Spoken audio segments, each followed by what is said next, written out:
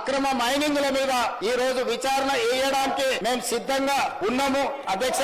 ఈ రోజు ఇప్పుడు నేను చెప్పిన నేరెళ్లకు సంబంధించిన ఇసుక మాఫియా మీద, శ్వేత గ్రనేట్స్ కు సంబంధించిన దాని మీద, గాయత్రి గ్రనేట్ కు సంబంధించిన దాంట్ల మీద, అదే విధంగా శిరీష జియో గ్రనేట్స్ కు సంబంధించిన విషయంలో, మిడ్ వెస్ట్ గ్రనేట్ కు సంబంధించి వాళ్ళు ఏదైతే ఆరోపణ చేస్తుందో, ఏదైతే ఈ రోజు రాఘవ కన్స్ట్రక్షన్ సంబంధించినో వీటన్నిటి మీద రాష్ట్ర ప్రభుత్వం తరఫున సిబిసిఐడి విచారణకు నేను ఆదేశిస్తున్నా అధ్యక్ష। అందరి నిగ్గు తేలుస్తా, కొల్లగొట్టింది మీరు।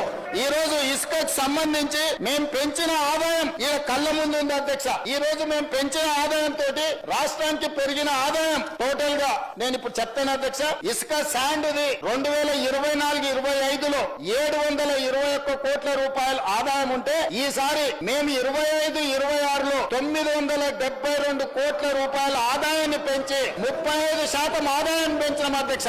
ఈ రోజు ఒక్కటే మాట నేను చెప్పదలుచుకున్నా, జూన్ 2, 2014 నుంచి ఈ రోజు వరకు ఇచ్చిన మైనింగ్ లీజుల మీద జరిగిన అక్రమాల మీద, ప్రధానంగా ఇప్పుడు ఏవైతే సంస్థల గురించి, ఏదైతే అక్రమ మైనింగ్ల గురించి ఏదైతే నేను ప్రస్తావించునో దీనికి సంబంధించి పూర్తి స్థాయిలో మన సిబిసిఐడి విచారణ చేసి ఇదే సభ వచ్చే సమావేశాలలో నివేదిక మొత్తం ఈ సభలో ప్రవేశపెడతాం అధ్యక్ష।